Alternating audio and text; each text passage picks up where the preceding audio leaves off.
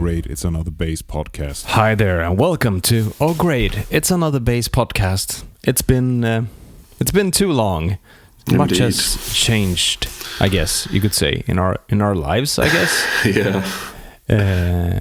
I mean, my family we have grown exponentially in the amount of children that we have. We've gone from 1 to 2. So there is that. Nice. And you've moved. Yeah, new city, new job. I finally left Stockholm. But I left Stockholm after 15 years. 15? Yeah, and moved to Lund. In Skåne. Yeah. Yeah. New job, a new city, new people. And it's been good so far. That's nice. And I'd like to thank my sister-in-law who been nagging us to pick up the podcast again. Oh, thank you, Samuel's sister-in-law. We appreciate that.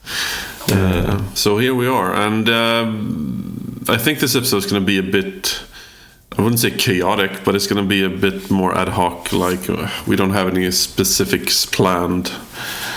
Like we usually have, because we're so organized. No. Oh yeah. That's what people have grown to know us. Yeah, for, you know. And my voice is a bit hoarse because I had a cold last week and I'm still not quite over it. So I have this very low, sexy baritone today. Yeah. Extended range lower. Exactly. Anyway, so what's been up? What have you been listening to lately? I wish I could say. I could probably say like toddler or kid, children screaming, but he's actually pretty quiet. My son, it's really nice. He's a pretty content boy. He eats, sleeps, poops, repeats, and is happy a lot of times. So that's great. I've been listening to. Let's see. I did give the new Devin Townsend record a spin. A few days ago. I've fallen back into like some old heavy metal that I listened to back in the late 90s, early 2000s, Hammerfall, Halloween, stuff like that nice. My gateway drug into music, I guess you could call it. So I've been listening a lot to that. I watched this documentary. I'm probably the last guy in Sweden to watch it. Hård rock på export. It's on. 4 1-hour episodes about the great Swedish hard rock export, like everything from Europe to Ghost to earlier bands like Neon Rose and stuff like that. So it's a really good watch. If you haven't watched it already, I highly suggest you to do it. Even if you're not into like metal and hard rock, go check it out because it's pretty darn interesting actually. So that got me excited about Hammerfall and stuff like that again. So got into that. Been listening to some. I've been writing some for Musikermagasinet, Swedish music paper. Did a review of the X900 amp that we're going to talk about later on. Nice. And I can't listen to music when I write, or at least with like lyrics. I need to have something, instrumental that I, can't, because lyrics, I guess, or singing like grabs my attention too much. So I've been listening to Glenn Gould, the Goldberg Variations. Like that's like my writing music. It's perfect for it gets me in the mindset. So so that's what I've been listening to. What about you? Honestly, like my usual mix of stuff. Like I tend to like, today I want to listen to this. Like my mind works in mysterious ways sometimes. I sometimes get impulses, and something that reminds me of a song or an album, or a feeling, and I just have to listen to that music that's associated with that feeling. So let me check my history in Apple Music. I listened to Cheek, the disco band with a fantastic bass player Bernie Edwards. Exactly. A lot of old style funk, Ohio Players, Sly and the Family Stone, Graham Central Station. Nice. you know, the classic, the origins of slap bass. Yeah. Basically, or pulling off even, because in Thank You for Letting Me Be Myself, he's not actually slapping, he's just literally pulling on the strings. Yeah. Larry Graham's technique evolved from, you know, like literally like grabbing the strings and pulling them like a clothes thin, and then to the slap we know today. It's kind of interesting, and you can absolutely hear that on the early Sly recordings. You know, it's not the typical slap technique. No. And what else? I have some video game soundtracks, of course, because I'm a nerd. There's one soundtrack I listen to very often. It's by Yasunori Mitsuda, for the soundtrack to Chrono Cross, one of my absolutely favorite games from the late 90s, early 2000s, which just has...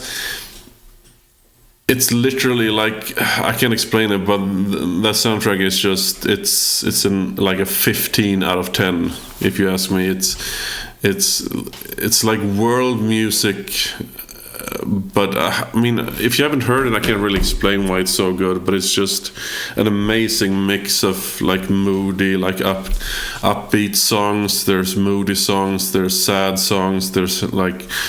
You have to experience it, and of course it holds a lot of memories for me as well. So you know, and yeah, then the usual Haken Periphery, like always, between the bird and me. Yeah. The stuff that I know you for, so to speak. Did you see that Get Good Drums released the Periphery 5 drum library? Yeah, I saw that 2 days ago. So I actually went out and bought it. It sounds killer. And I mean, when I do my demos for YouTube, you know, when I do full songs, or even when I'm actually producing and writing songs, I enjoy having something that's easy to get a good sound out of, you know, right out of the box. You don't want to, you know, spend too much time, you know, dialing in drum tones. You want to just, you know, shut up and play guitar in a way. And the turbo function there is like amazing. You just, you know, select the full turbo mode and you're off to the races. Just add some parallel compression and you're good to go. Nice. So it sounds really good. Yeah. So speaking of bass, which is what we usually do. You mentioned the X amp, and for those of you not in the know, the X amp is the long-awaited X variation of Darkglass's pedals into an amp. Exactly, the 900 watt series that they've got. Yeah. Which I've been asking for like 5 years, I think. Yeah, for as long as the X series has been out, as you know, in pedal format, you've been asking for the amp. So yeah. But yeah, I was fortunate enough to get a hold of one to demo before the release, and it's actually the one that you're hearing right now. Ah, nice. We've got the supersymmetry and the the EBS valve drive going before it, just to give it some additional, you know, tube vibe, I guess. Yeah, I can hear the saturation. It's like it's really nice. It's very nice. It's a very cool setup, I must say.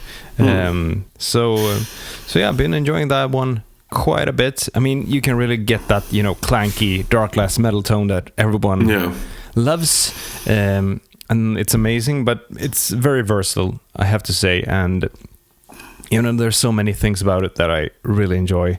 You know, the option to add cabs or IRs to your XLR output. Yeah. That's I don't know why that's not a standard in the bass world already.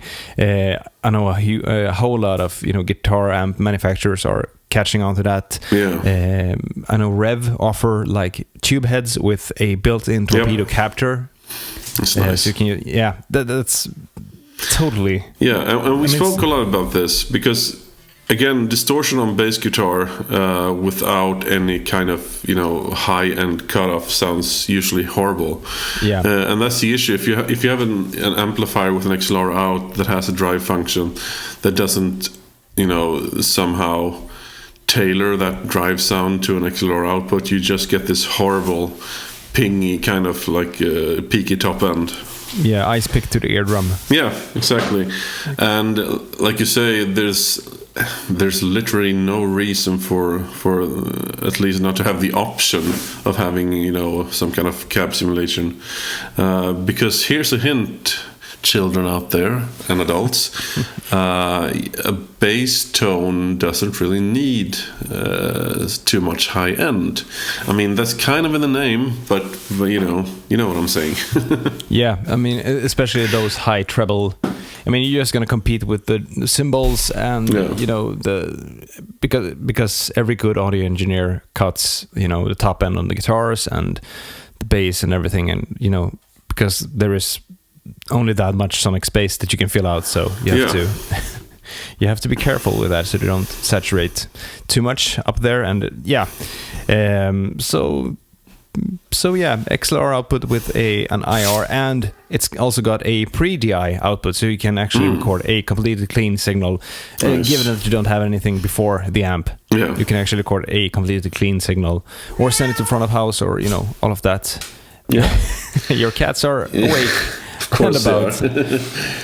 She give me food, she says, but they already got food.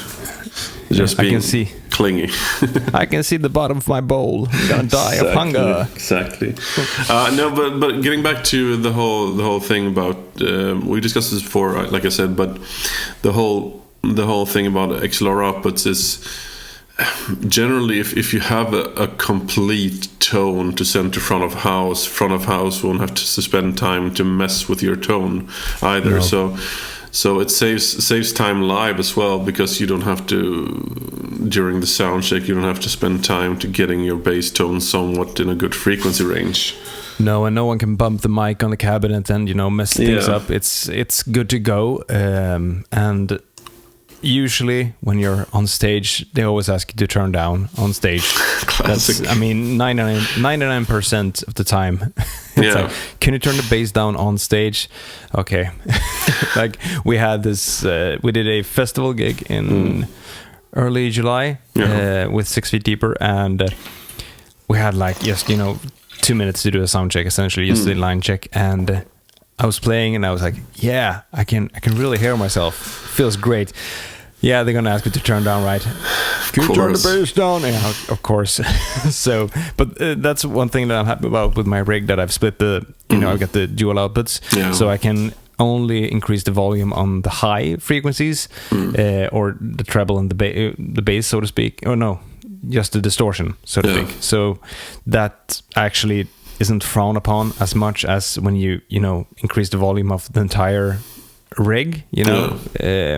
Because when you do that, they get all of these extra low-end frequencies that they have to compete with, and doing it like this, you can actually hear yourself, but you don't mess things up for the front of house. So, but on the other hand, and I will discuss this as well, but first of all, a sound check in a bass tone is very different from an actual live situation. If you have a room full of people, all those bass frequencies will literally get absorbed by the bodies, you know. So turning down the bass too much during a sound check isn't usually a good thing, in my opinion. And honestly, getting a better stage sound, because usually the venues you play are quite small, unless you're a big rock star.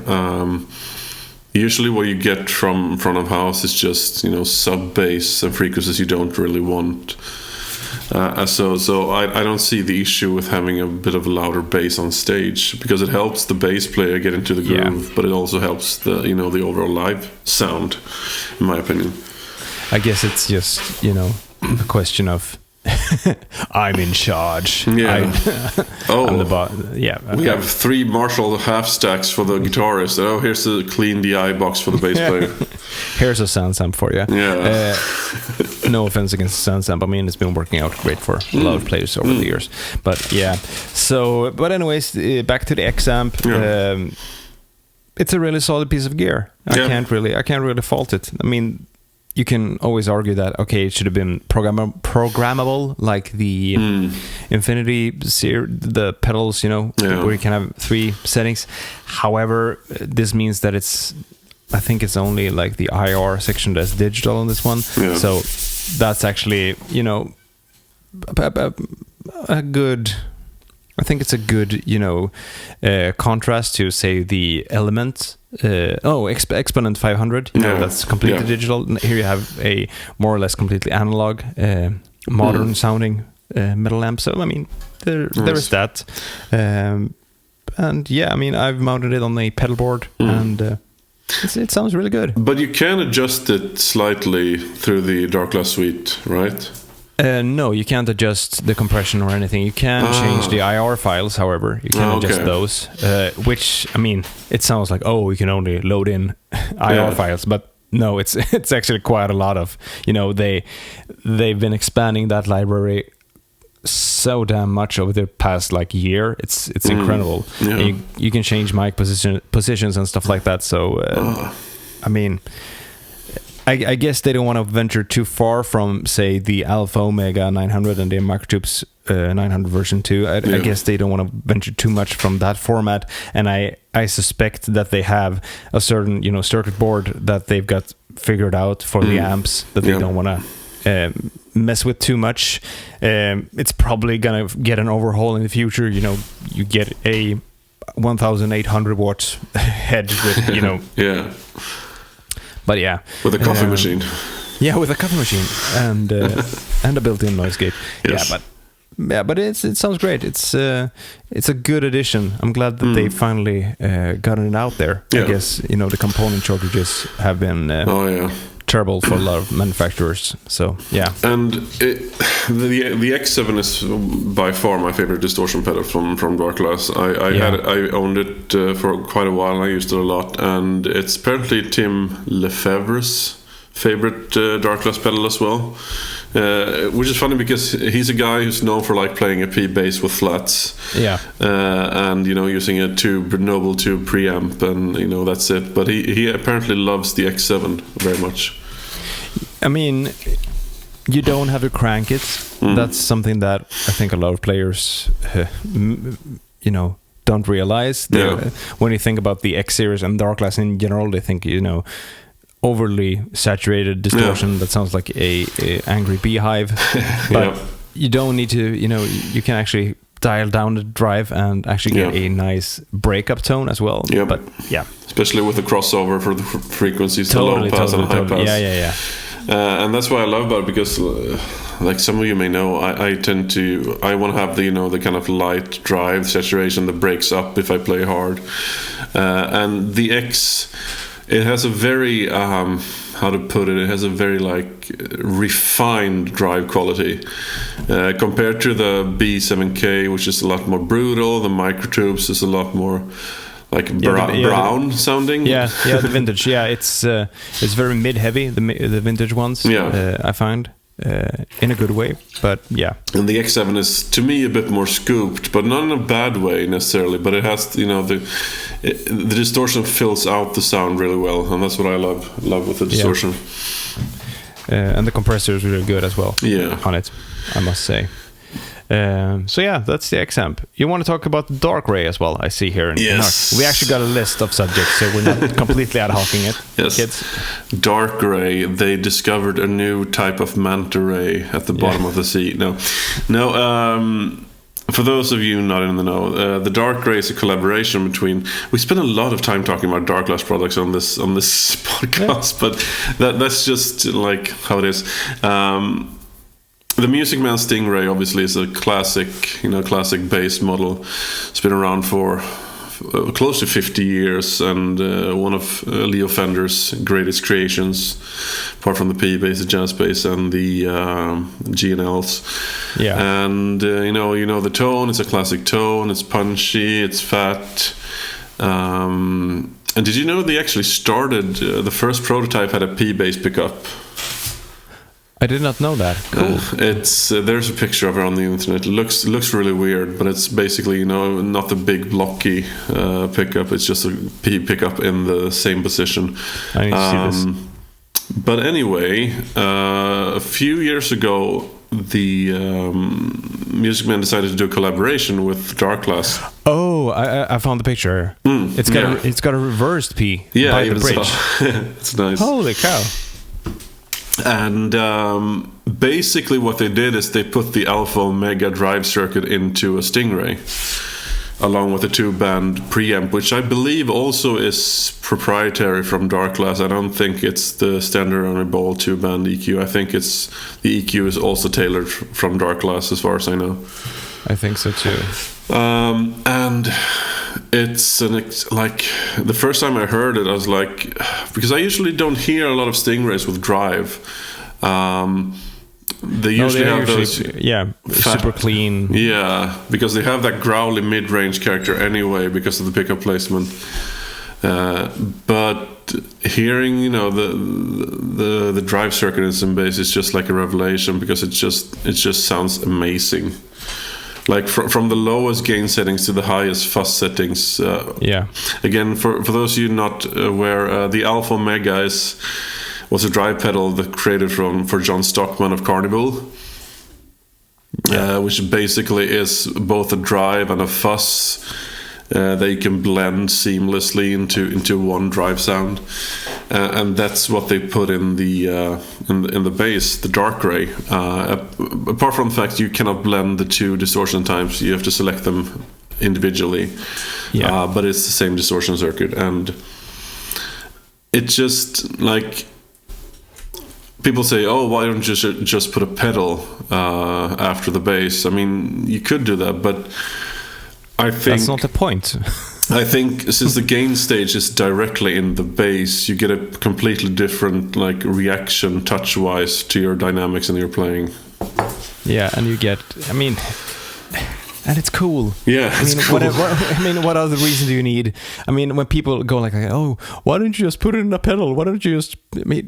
Of course, but where's the fun in that? Where's the selling point? Yeah, and the thing about me, I'm very likely gonna get a 5-string DarkRay. I'm actually saving up for it right now. Oh, you're doing it? Oh, yeah, cool. Yeah. Hint, hint. The thing about me is, I will able to have that drive sound anywhere I plug in, Yeah. I bring my bass. Oh, we want a bit more grit in the bass tone. Yeah, sure, no problem. I'll just flip a switch and then I have it, You know what you should do as a mod to it? No. If I may suggest, you should change the output jack to a stereo jack. So when you have it, when you grab a regular cable, it's you get everything from it. But if you use a stereo cable, you can actually get the clean DI on one of the signals and the processed signal, if you will, interesting, on one of them. I think that would be cool for recording purposes. Yeah, Billy Sheehan mod. Yeah, or Chris Squire or Geddy Lee or all. I mean, the Rico. I guess it's a Rico sound approach, you could say. It just dawned on me. I mean, then again, where's the fun in that? There is no commitment in. There's no commitment in tone in that, and that's something that I think people should think about these days. We hardly ever commit to tones these days. Yeah. It's all about reamping and clean DIs and stuff like that. No, and here's my bass tone. Yeah, and I spent so much time soul searching for the perfect tone. I guess we all do, and we all have an ideal of how we want our bass tone to sound. Yeah. But at the end of the day, the Stingray is a proven bass guitar that's worked for over almost 50 years, and it's a classic in the genre. It works for any genre basically. And combining that with because I always think the Stingrays sounded better with a 2-band preamp. I think there's already so much mids in the Stingray sounds that you don't really need a 3-band preamp. No. But that's my personal opinion, because when you have this drive circuit in the bass, it also adds the grit in the mids that a traditional mid control would add, and it also doesn't get hollow sounding, notched sounding. No. And you have a P bass as well, so you're all set. Yeah, exactly. And you're playing a 5-string. What are you playing? Western country music? No. I think but yeah, it's a fantastic sounding bass, and I'm very excited to be able to acquire one. Right now the dollar is quite high compared to the Swedish crown, sadly, but who knows? Maybe inflation will go down a bit, so it gets a bit more affordable. Yeah, or it gets higher and someone has to sell his. So you can that too. But it's a beautiful. I mean, the build quality of the Stingray bases has continually improved since Sterling Ball took over. He took over from his father, and he's basically responsible for all the modern, revisions of the Stingray. And the interesting thing about Stingray, it's gone through so many revisions, but it's still at its core the same instrument. Timeless tone that works for everything, and I mean it's one of those instantly recognizable bass tones, Yeah, I mean I've never owned a Stingray or a Music Man bass, actually. Never. I've owned several Fenders, but never. I've played Music Man basses, of course, but never. I've never had one at home for an extended period of time. I mean, I totally see the appeal in them, but I mean, it's not your type of tone. No, and I guess it's the design as well. I mean, the pickup is it's wrong for me. I mean, I'm so used to a P bass. Exactly. I'm old-fashioned in that department, kid. Nothing wrong about that. No, but let's segue into another topic that I just sent to you, because a shout out to Danny Higgins, who posted this on his Facebook just when we were about to start. His post popped up here in my feed. I'm gonna just quote it right off so you can see where I'm coming from. Happy to die on this hill. 5 strings is the optimum number of strings on a bass. You get a handy low E flat and D, which sounds so much fuller than the octave above, plus access to more notes in any one-handed position. Super handy for the inevitable moments you end up playing Mr. Brightside in D, or for busting out those Stevie Wonder tunes. Alternatively, a B string makes for a superb thumb rest, plus they look sick. So, fire away. I agree with everything you said. That's literally exactly how I like to put it. Because Stevie Wonder is one of my biggest influences when it comes to bass, and he's usually his songs are usually in flat keys. Because of the horns and everything, and the brass he uses. So, like for instance, Higher Ground, it's E flat, not in E. Hint, hint, Red Hot Chili Peppers. And I mean, you could just tune your bass down a half a step and you could play it. But again, Nathan Watts, Stevie's a longtime bass player for over 50 years. He always uses a 5-string, and he always plays it on the 5th string. So, I mean, it's all about what you use. I've played 5 strings for so long. I feel empty without the B string, and it's not so much about like the looks or anything. It's just cool, or the genre of music I play. I just prefer 5 strings. It's just what it is. I don't make a big thing about it. It's just what it is. Yeah, I mean, for me, we talked about this before. I'm a 4 or 6 string guy. 5 string. I mean, and I own 2 5 strings at the moment, and I prefer 6 strings to 5 strings, because 5 strings, it feels like a 4 string with an additional low B, whereas a 6 string is an extended range to me. I've actually traded my 6 string with my friend Robert Thor. We've swapped basses for a while. So I got his 4 string Dingwall Combustion, and he got my 6 string Voodoo.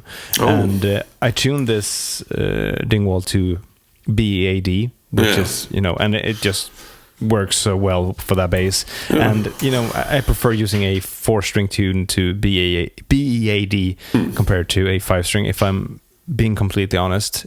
There is just something about a 4 string in my hands. I know it's about positions and all of that, and I mean I played a 5 string for quite a few years, but there's something to 4, I guess. Something that bothers me about extended range basses is once you start adding more strings, the string spacing usually gets tighter. They get narrow. Yeah. Yeah, and for me, being almost 2 meters long and having hands like a gorilla or maybe a orangutan, the spider fingers, as John Petrucci always remarks about John Mayung's fingers. Yeah. For me, I can never get along with the too tight of a spacing. I've had a lot of basses that I love the sound in, but just like I want to have 90 millimeters, the standard Fender string spacing on all my basses, regardless of strings. I mean, if I had an 8 string, I would have 90 millimeters. How's the string spacing on the DarkRay? It's a standard 17.5 millimeters. Okay.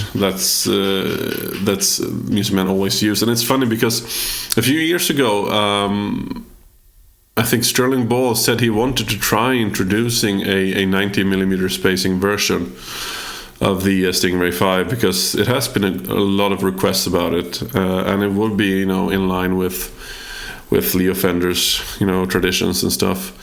It's 0.75 of an inch, so it's. But I mean, I get the argument why you want a tighter spacing when you have more strings, because you get you get a bigger neck, it gets heavier, it gets top heavy and so on. Yeah. And it's just easier to navigate for some people, but to me, it just doesn't feel right. You know what I've just found? Just Googling about 19 millimeter string spacing. Yeah. The FGN J Standard Mighty Jazz. Have you seen that one? No. I'm gonna send it to you right now. This is something new, kids. I've doing things ad hoc. Yeah. But check this out. I'm sending it to you on Messenger. So it's a FGN. That's the factory who made Fujigen. Yeah. So it's made in Japan. It's not that bad of an investment money wise. It's blue. Nice. It's a 5-string jazz with a humbucker. It's got EMG J5 in the neck and MM5 humbucker in the bridge. Nice. It's got a 19 millimeter string spacing by the bridge. Excellent. It looks really nice. It's a 24 fret. Yeah. I think you're gonna like that one. I've sent it to you. Yeah, that's nice. So I think they released this once, just a few weeks back or a week back or so. Yeah. I heard it on the excellent bass podcast In the Pocket. So shout out to Chris and Johnny for that podcast. It's an excellent one. So they talk about these basses because So sorry, back to string spacing. And the whole debate about strings, how many strings you want to play, and like to me, it's just stupid. Like play whatever the heck you want. Don't let anyone tell you not to. And I remember getting like. I talked about this before, I think, as well, but during my music education years, I was always taught, don't play like that. What I was playing was wrong. I was a lot into progressive music and 6-string bass players and so on. I never got a teacher who actually was willing or able to teach me how to play a 6-string, and they always said, why isn't 4 enough, blah, blah, blah. And I mean, they worked my fundamentals and they made me a better bass player in the end, except for a few exceptions. But again, like, expressing yourself musically is all about individuality, and and they really stifled my creativity looking back at it. And I guess that's the risk of any music education, because you have people set in their ways how they teach, what I think is optimal, and I get that. And what they enjoy listening to and all of that. So there's always that. However, you should never intrude on a student's taste. That's you can't listen to that. It shouldn't be more like you want to play that. Let's figure this out together. Yeah, I mean, nobody looks weird at Anthony Jackson for playing a 6-string, and he's been playing a 6-string for as long as 6-string's been around, basically. Yeah. He literally has. I mean, he's literally synonymous with playing a 6-string bass, and that's just it. And again, that whole debate is so pointless to me because it gives you nothing. It's all about, marking territory and thinking you're better than other people. And when you start to look at music that way, you lose the entire point with music, in my opinion. It's just a tool at the end of the day. Yeah. It's old guys who enjoy smelling their own farts. Yeah, I guess exactly. That's what it's all about. Yeah. No offense to your old teachers, but it's isn't 4 strings enough for you? Why do you need that? Why do you need pedals? It's like, no, I need 5 strings because I can rest my middle finger on it and show it to you. That's why I play 5 strings. No, but it's funny because I've never owned a Fender. I can admit that. I've borrowed some and I played some, and I have nothing against them. But every single time I play live, it's like, great sounding bass, or great bass playing, great music, but why don't you get a proper bass? And it's like, if you enjoy the music and enjoy my playing and have the way my bass sounded, what does it matter? Yeah. It's such a backwards way of thinking, and it does nothing to progress, the acceptance of music. No, and that's the way it's going to be, I guess. Yeah, that's just people in general, the human tragedy. Yeah, I guess. Speaking of playing, you've got a new rig. Oh yeah. I was about to bring this up anyway. So about 11 years ago. I'm going to tell the whole story. You can't stop me. No, it's 11 years. Yeah, that's a fairy tale in the making. Specifically, 11 years ago, 2012. I was out of work. I was still studying by the time, but I was out of work for the summer.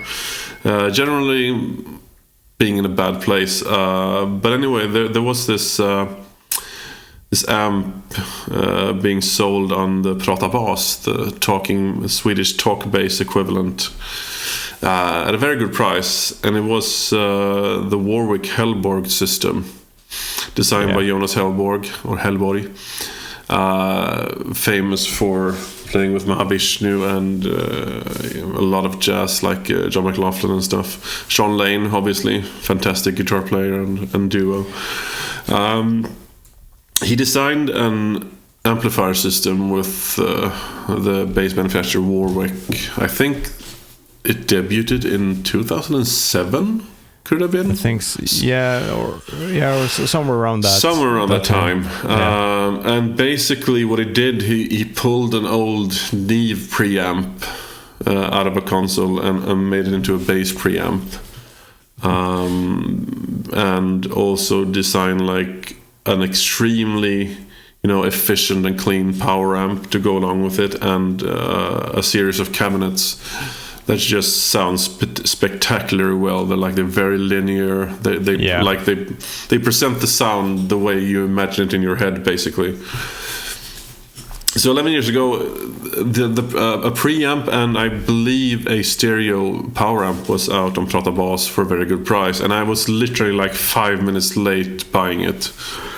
And honestly, it's been like grinding in my back of my head for so long, honestly, because there was never another rig being for sale in Sweden since that moment.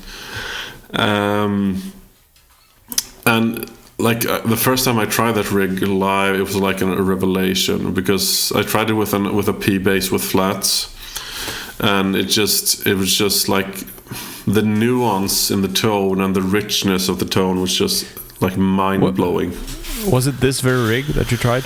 No, it wasn't this particular. The rig I tried was actually stolen a few years ago. It was at Musik Utan Gränser Mugg in Gothenburg. And sadly, that rig was stolen, or the preamp was stolen from them.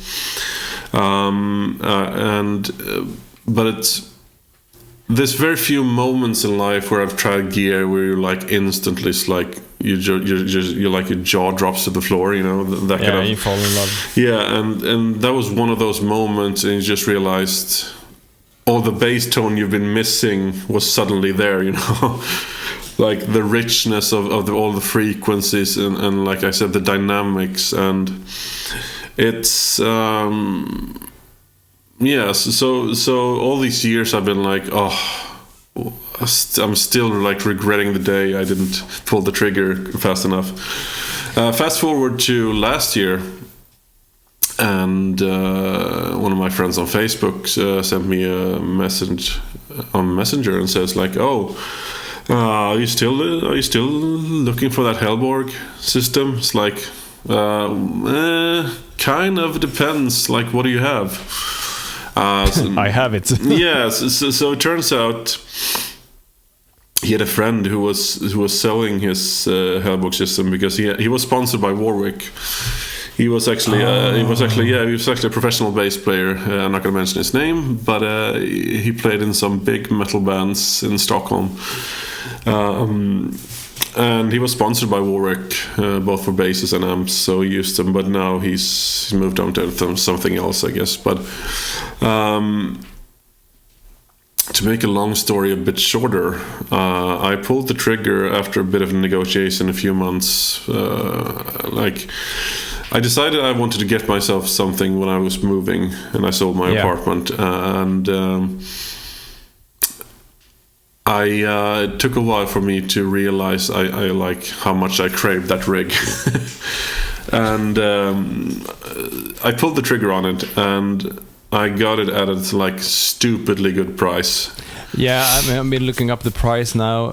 Just for the power amp, you have to pay quite a bit. So like twice the amount of money you paid for the entire rig. Yeah, actually. and I got a preamp. I got two 500 watts mono power amps, and we're not talking about Class D. This is pure Class A circuitry. This is like highest end components all throughout.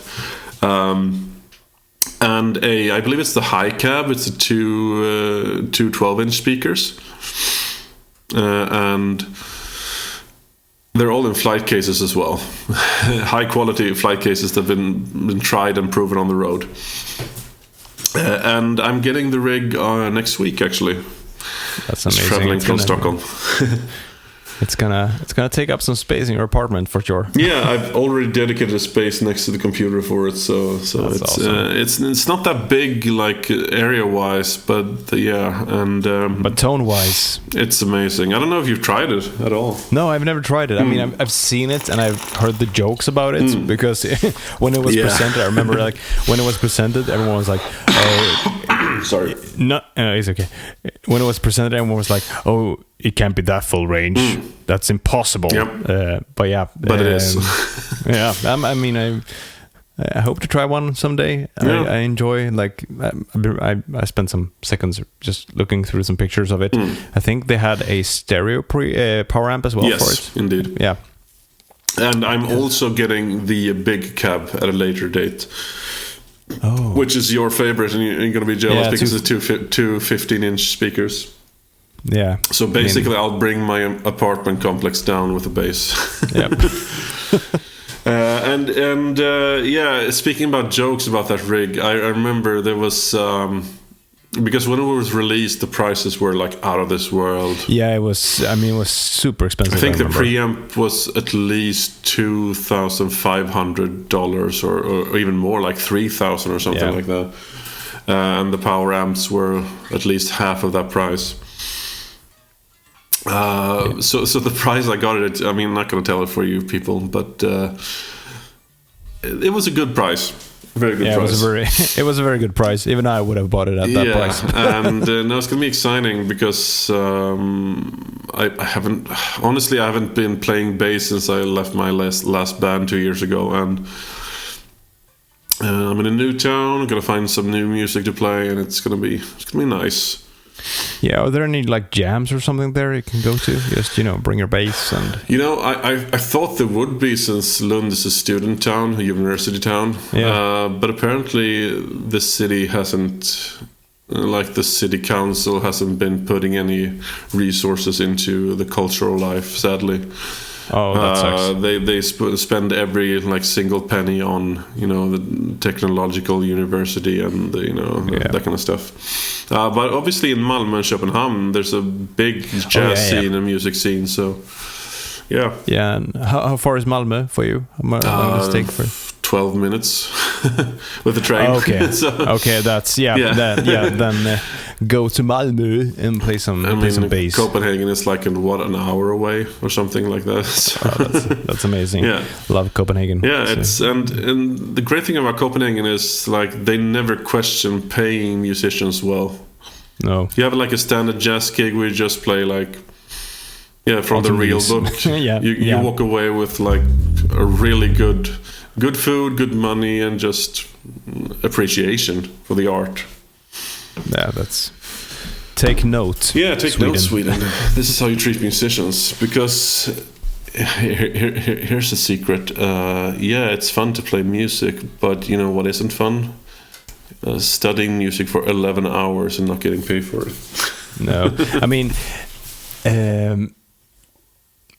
It's kind of funny, like going back to that documentary I was talking about, the Swedish music wonder, if you will. And I don't know if you follow Ola Englund on YouTube, but he did an interview with Rick Beato actually. Oh yeah, when Rick was here in Stockholm, and talked about the Swedish music, the wonder. And. I always think about that. We're so damn proud of the export that we got.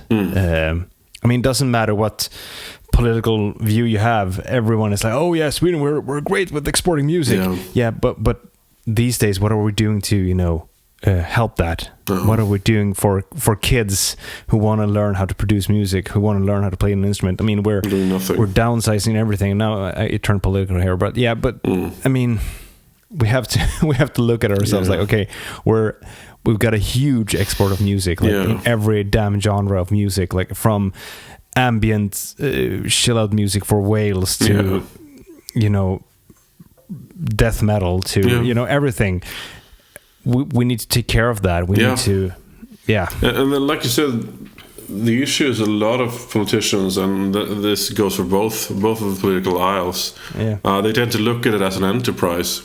It's just an export and just like something to sell to other countries to like promote Sweden. And there's nothing wrong with that, but it kind of takes away, because that's usually not what you're thinking when you're a small child starting to learn an instrument. You just like you have to focus on the actual music part of the music, Yeah, not the export aspect of it. Yeah, I totally agree on that. Anyways, time for the worst segue ever. Go. We had a few other topics. We got another piece of news. The Aguilar. Yes. I mean, every time when I read it, I know how to pronounce it, but every time I'm gonna pronounce it, I pronounce it wrong. Aguilar, the Aguilar pedal. They got a new preamp out, which you've probably seen by now, so we're not gonna touch upon that any further, unless you're like super excited about it. I mean, I could just shortly. It's based on their 700 series amps, and the Aguilar house sound is a very safe sound. It's like a sound that always works. It's big. It's familiar. It's comfortable. It's like putting on your favorite pair of slippers. It just works. There's nothing particularly maybe exciting about it, but it's just a solid foundation for a bass tone. Yeah, I mean, I'm gonna confess something. The only time that I've ever, like, one of the biggest disappointments gear-wise was when I got to borrow a tone hammer, the pedal, which I was, because like you say, the clean sound is great, but then I tried the distortion and it was like, this is shit. I couldn't get it sound good. The distortion on the tone hammer is not really a distortion, it's saturation. No. I figured as much and was like, this is disappointing. Marcus, our mutual friend Marcus, described it as a sewing machine. Which I guess it has in common with the Ampeg SGTDI, where the drive is not. It's more of a saturation rather than a distortion tone.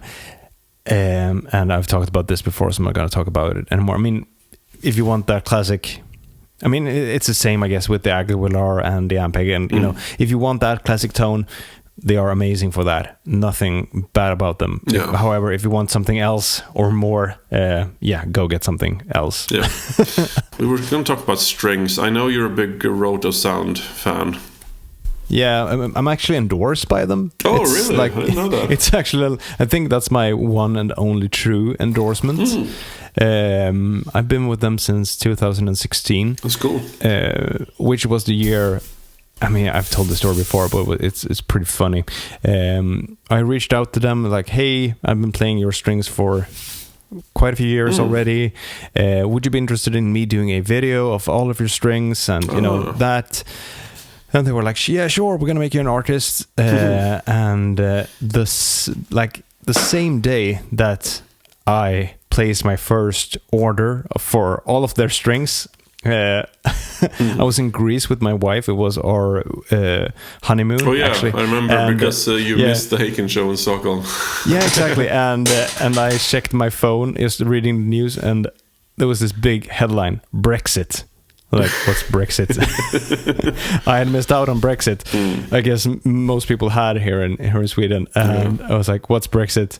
Okay, they are leaving the EU. Yeah. Oh, crap. So I was so happy about getting an endorsement from a company within the EU because, no shipping. And all of that. And now it's all ruined. Yeah, but it has worked out really well because they have, I'm not going to say worked around, but you essentially order from the like a warehouse in Europe. Yeah, exactly, or from like the distributors in Europe or Sweden or so. So they have a way so you don't have to pay, you know, the shipping costs plus, you know, the import fees. Everything is already calculated throughout. That's nice. So yeah, I've been a Roto Sound guy for many years, and I mean it's what I'm used to. Yeah, there is the feel of, you know, their stainless steel strings and stuff like that. On my Dingwalls, I use the Dingwall strings, of course, because they just fit. So there's, I mean, and their tension for that scale as well.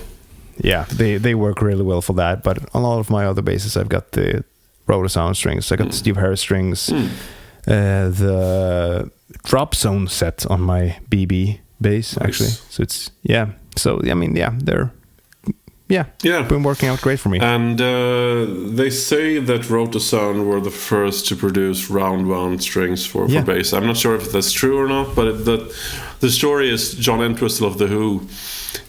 He was always lacking treble in his bass tone, and back in the days, in the early '60s, like bass strings were flat wound strings because they wanted to mimic the upright tone. But John Entwistle was like, "No, I want the full range of sound in my bass tone. Treble. Yeah, I want more treble." And I'll play bass guitar. Yeah, and you can hear there's a clip from when they're playing My Generation live. And I think it's from '66 or something. It's a color TV show, and you can literally hear like the spanking new strings on John Entwistle's bass. And that's a funny thing that not a lot of people realize how much John Entwistle meant for bass playing, not just like technically and taking, you know, center stage and being out there with his playing, which he was, but also the technical side. He was a lot into, you know, the like splitting his signals and having like separate bass rigs and, you know, the technical stuff. He was really into that. He did a lot of, you know, stuff that we take for granted these days, I guess you could say. And I mean, I actually watched a video about this a week or so back. There was actually, I think Dan Electro did some sort of round wound strings actually before Roto Sound, and he was playing around with this Dan Electro bass. However, it was short scale and, you know, tiny and teeny. So he went to Roto Sound and they started doing, you know, mass producing the first, you know, regular round wound strings. So and not only that, John Entwistle also popularized actually playing with, you know, your index and middle fingers. Yeah. A lot of bass players were just playing like with their thumb at that point, but he also revolutionized how you approach like actually like attacking the strings. Totally. And we can see that a lot with like take a modern bass player like Ryan Martini. He borrowed a lot of his technique, you know, playing over the fretboard like John Entwistle does, you know, tapping harmonics and that kind of stuff. And John Entwistle did all that like in the late 60s, early 70s, and it's just now getting popular again. And it's amazing how before his time he was. There is a amazing picture of Billy Shee and Steve Harris and John Entwistle at the Brothers Sound Factory, and I heard a podcast with Billy where he was like, when they were taking that picture, I think Steve told him like, "Can you believe that we're here with John Entwistle? Can you believe that we're here with him?" Because he was such a huge influence on both of them. Yeah. There's a lot of funny stories about John Entwistle, and I know we're getting off topic with strings, so I'm gonna get back to it. But apparently he didn't have a driver's license, but he owned like a huge collection of classic British cars, which he used as drinking cars. He basically let his chauffeur drive him around while he was just in the back drinking. I mean, how much more rock and roll can you get? No, he really went out. I mean, he died of a heart attack in Las Vegas. Oh, really? due to too much cocaine. I mean, that's a rock and roll ending for you. But getting back to strings, I think we both prefer stainless strings. Yeah. For me, it's I had a revelation when I first tried DR strings, and specifically their fat beam strings, which I believe originally was designed for Marcus Miller, but then I think he switched to high beams, and now he plays Dunlop strings. I don't know.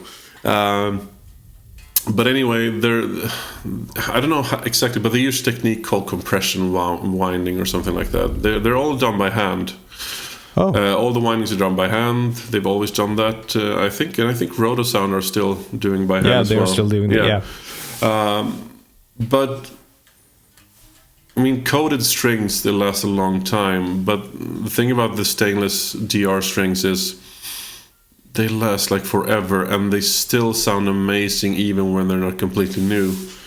The brilliance of the strings, it just never dies. I got a set of fat beams that I put on my bass during the summer, where it was like a very damp and humid summer.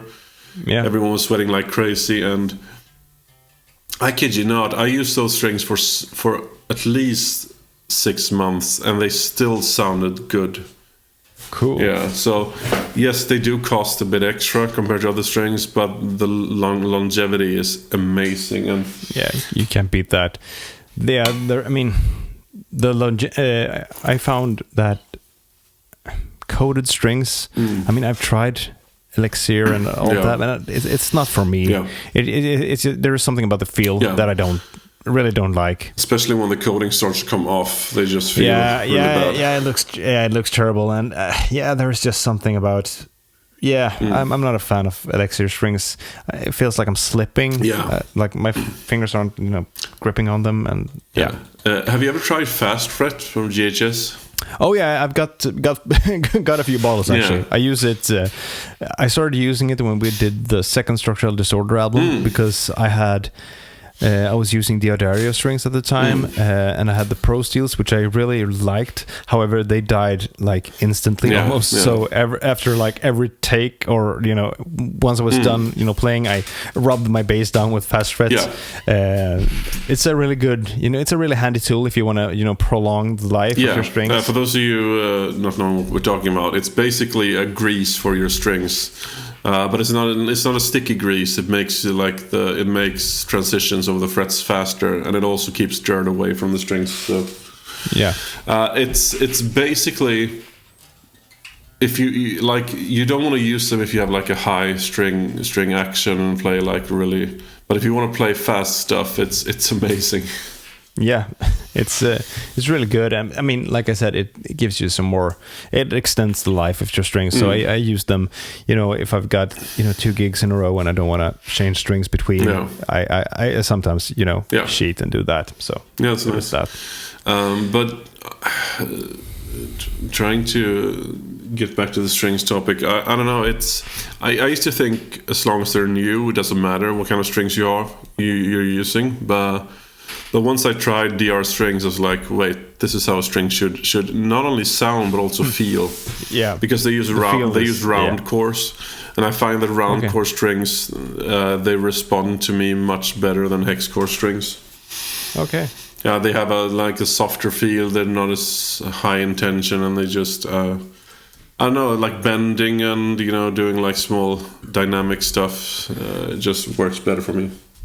I have no idea what my strings are, if they are round one or hexagonal. I think Rotosound has both. I think, but DR probably are known for their for having round cores, both for guitar and bass. And I don't know. It's just they feel better to play for me. Let's see here. What we got. Tone, blah blah blah. Oh, they've really expanded their homepage.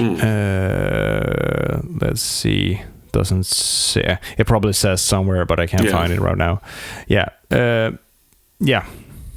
But at the end of the day, it's all about preferences. Like, but like when people say, "Oh, I love Ernie Ball Slinkies," it's like, but they lose their tone in like 2 hours of playing. Yeah, they're worse than the Steve Harris set. Yeah. Like, there's nothing wrong with them. They work, but it's just. I don't mind paying extra for quality. That's what I'm getting at. No, exactly. And I mean, it's such a huge, the field thing also is so damn important. Yeah. And that's why, I mean, I've grown to know what I can expect from Rotosound strings. Yeah. So that's why I'm sticking with them, I guess. But you use quite a heavy gauge, right? It's a 110 to 43 on most of my basses, and the Steve Harris one is 110 to 50, and then 130 to 50 or what is it? Yeah, 130 low B. Anyways, so it's a pretty heavy E string, but lighter G strings. You can get up there and bend really nicely. Because I tend to use a lighter gauge if it's available. I tend to use like all zeros. Okay. And I find for me a slightly thinner string gives a better fundamental. A thicker string gives better overtones and harmonics. But for my playing, I find the lighter strings work really well. Yeah, I mean the Dingwalls are 127 to I think 45, and at first I was skeptical about the 127 on the low B, but it works. I mean, I've tuned it down to G. No, I mean no issues because you have the the scale length, and those strings really work for that that sort of job, so to speak. So, but it's all about preference. A thicker string totally will probably work better with distortion because again you get that natural overtone harmonic series that you don't get with the lighter string, and it's just my bass playing my tone is much more based on the fundamentals rather than the overtones. So I tend to go for mine is the opposite. So I tend to go for the lighter sets, and I don't know, it's I find that helps with my dynamics in playing as well. So nice. But like at the end of the day, string choice is like clothes choice. You wear what you like. And what fits. Exactly. And suits you. And what you can afford. Also true. I mean, you don't go out and buy the most expensive stuff when you just started playing. No, or maybe you do because you have the money, but But then there's also people who like the sound of old dead round wounds. Which I don't understand. I can take old flats, but not old round wounds. I mean, I love Lee Sklar when he's like, do you got any basses with flats? But no, but I got a tone control. So right, exactly. Just roll it off. And he also has the producer switch on all his basses. Love that. That's like... To end this podcast and end on a joke, Lee Sklar, one of the most recorded bassists of all time, like a legend in both studio and live. You've heard him. If you heard music, you've heard him. Yeah, and he basically got tired of front of house and producers always telling him to, could you adjust this in your tone? Could you adjust this? Can you give us some more attack, more treble? Yeah. So in all his basses, he basically has a fake tone, a fake pot or fake switch that does nothing, literally nothing. But he switches this so the producer can see it, and it's like, that's instantly better. Yeah, and he just moves his hand. Yeah, he literally did nothing, just moved like how he attacks the strings. And it's the same live. He has this small, it's like a battery-powered FM radio. He went out with the store that was a Russian power amp. 1,000 watts pure tube power, and he showed it in a video. It was like, it's a Radio Shack FM radio. Lights up. He's like the ultimate troll when it comes to because as far as I know, he uses pretty much never uses effects. He's a bass and amp kind of bass player. He doesn't even use like compression. No, everything comes from his fingers. Yeah, and he has some really nice amps. I can't remember what he's using right now. I think they call which sound amazing. Yeah. And I mean, the productions that he play on, I mean, he never ever. I mean, there's going to be an audio engineer who knows what he's doing on those gigs, so there is no need to worry about getting like the right type and amount of compression. Someone else is going to figure that out for you. At the venue as well, so and he's kind of the bass player. If you don't know Lee Sklar, like he's the kind of like he goes from playing like roots and fifths in a country song to playing like advanced fusion with Billy Cobham and stuff, and it's like if you see him, I mean he gets this all the time. Obviously, he looks like Gandalf from Lord of the Rings. With a big beard and everything. He's like literally the wizard of bass because like he's the ultimate versatile bass player in that if you put him into a studio, regardless of what genre and everything, he just fits.